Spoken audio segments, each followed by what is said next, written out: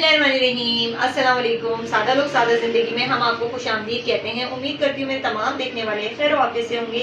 जहाँ रहें खुश रहें, हंसते मुस्कुराते रहें और अल्लाह पाक की हिफ्ज़ व अमान में रहें। आमीन सुम आमीन। तो जनाब इसी के साथ करते हैं अपने ब्लॉग का आगाज़। दूसरे इशरे का पहला जुम्मा आप सबको बहुत बहुत मुबारक हो।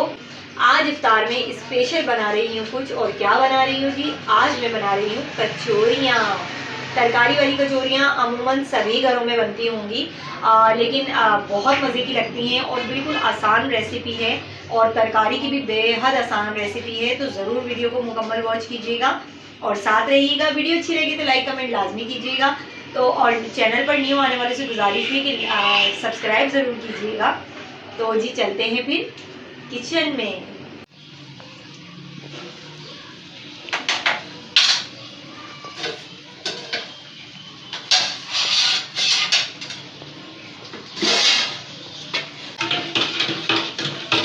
तो जी मैं यहाँ शरबत के लिए चीनी घोल रही हूँ ताकि हम शरबत बना सकें। और आज हम बनाएंगे जी ये वाला शरबत,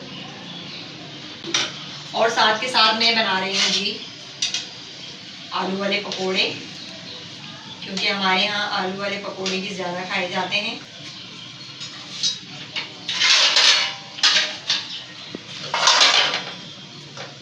और यहाँ है मेरे पास 3 आलू। कचौरियों के साथ जो तरकारी बनती है हम वो भी बनाएंगे इसके साथ। कचौरी हो और तरकारी ना हो ऐसा तो हो नहीं सकता। तो हम इसको धो लेते हैं अच्छे से, और इन आलूओं को भी हम बॉईल करेंगे। चने की दाल है जिसे मैंने भिगा के अच्छे से बॉईल कर लिया है, और ये तकरीबन बॉईल हो चुकी है हमारी। बॉईल हो गई है दाल हमारी। इसका पानी खुश्क होने देते हैं, और जब तक हम आटा गूंद लेते हैं, अपनी डो तैयार कर लेते हैं कचौरियों के लिए। और यहाँ मैं ले रही हूँ जी 2 कप मैदा। 1 कप में डाल चुकी हूँ, और एक दूसरा कप में ये डाल रही हूँ। नमक, ये है जी अजवाइन, ये जाएगी थोड़ी सी। नमक और अजवाइन को हम अच्छे से मिक्स कर लेंगे। 1 टेबल स्पून भर के हम ऑयल डालेंगे इसमें।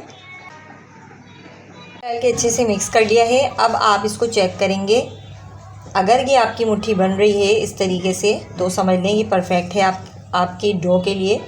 थोड़ा थोड़ा पानी डालेंगे और इसकी सॉफ्ट डो बिल्कुल तैयार करेंगे। पूरियों का आटा होता है, इसी तरह हमें ये भी अपना मैदा गूंदना है अच्छे से।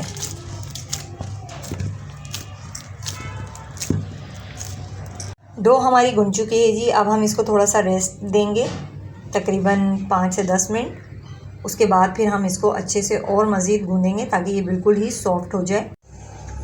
10 मिनट हो चुके हैं जी। अब हम अपने आटे की कंडीशन चेक करते हैं।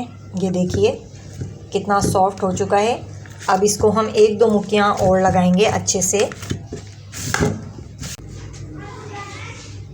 ये देखिए जी हमारा इतना सॉफ्ट आटा गूंद के तैयार हो गया है। अब हम इसमें थोड़ा सा ऑयल लगा देंगे ताकि खुश्क ना हो, और अब हम इसको रख देंगे जी इसे कवर कर कर।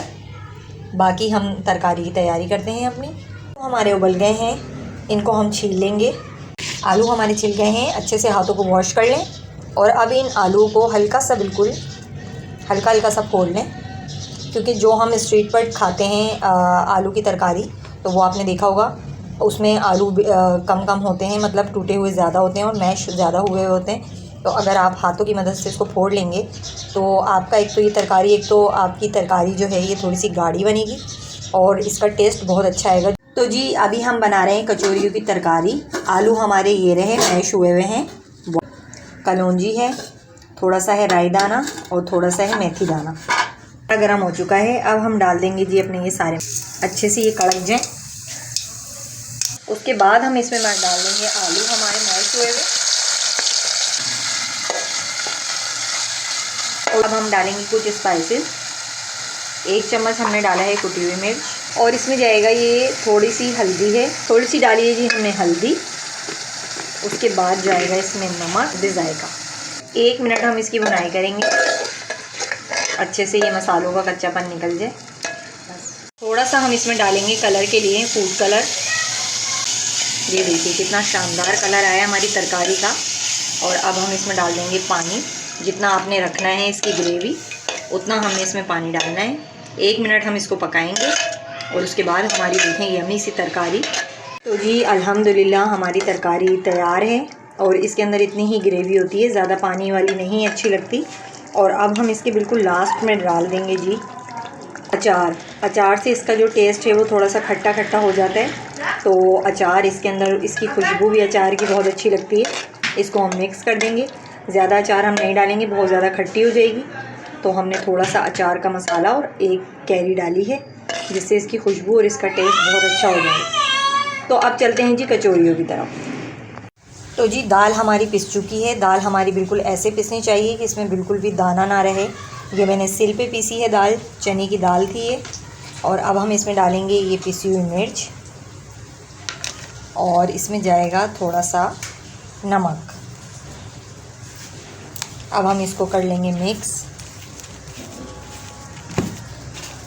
हमने कर लिया है। हमारा आटा काफ़ी अच्छे से सॉफ्ट हो गया है। अब हम इसके बनाएंगे छोटी छोटी बॉल्स। तो जी ये मैंने बना ली है कचौरियाँ, इसमें दाल भर दी है। अब मैं आपको बताती हूँ कि मैंने किस तरह बनाई है। हम पेड़ा लेंगे, हम ना ज़्यादा बड़ा ना ज़्यादा छोटा, ये साइज़ हमें पेड़ों का चाहिए। तेल, हाथ को अच्छे से तेल से ग्रीस कर लें आप। बाद ये बनाएं आप पेड़ा। और पेड़ा हमारा बन चुका है जी। थोड़ा सा और ऑयल लगाएं और हम इसको अपनी हथेली पे फैला लें। थोड़ी सी हम दाल उठाएंगे। दाल ज़्यादा ना भरें पेड़े में, क्योंकि दाल अगर ज़्यादा होगी तो पेड़ा फट जाएगा। अब इसको हम पैक करेंगे। इसकी हम पोटली बना लेंगे और अब हम इसको अच्छे से यूँ घुमाएंगे। ये देखें, ये जो इसकी टिप है वो टूट जाएगी और फिर हम इसको अच्छे से पेड़ा बना लेंगे नीचे कर। ये हमारा पेड़ा तैयार है। सारे पेड़ों को हमने इस तरह बना लिया है। इसमें सब में दाल भरी हुई है। बाकी का जो आटा रह गया है हम उसका भी पेड़ा बना लेंगे। सब पे ऑयल लगा देंगे दोबारा से, ताकि हमारे ये पेड़े खुश्क ना हो।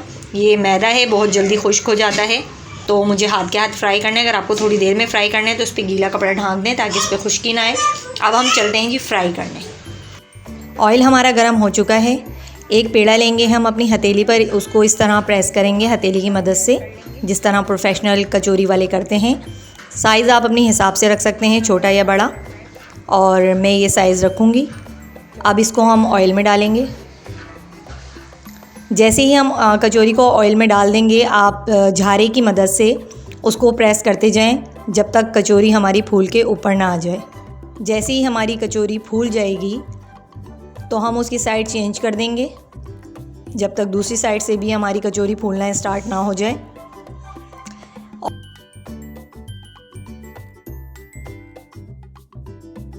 इसको अच्छे से प्रेस करें, दबा के रखें और फिर इसकी साइड को चेंज कर दें।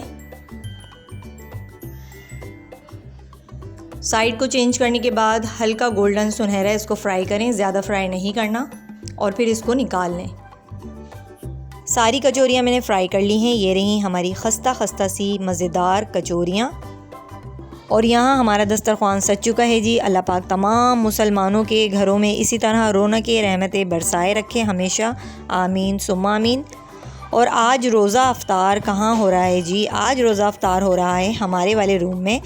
पहले हम नीचे वाले पोर्शन में रोज़ा अफ्तार करते थे, लेकिन अब हमारी फ़ैमिली बड़ी हो गई है। अभी नंद की फ़ैमिली का वेट कर रहे हैं। अम्मी बैठी हुई हैं और ये जेठ की फ़ैमिली बैठी हुई है, तो अभी हम उन्हीं का वेट कर रहे हैं। और यहाँ मगरिब की अज़ानों का टाइम होने वाला है। और इसी के साथ आपसे चाहते हैं इजाज़त। अपना बहुत सारा ख्याल रखिएगा। मिलेंगे फिर किसी नेक्स्ट वीडियो में। अल्लाह हाफ़िज़।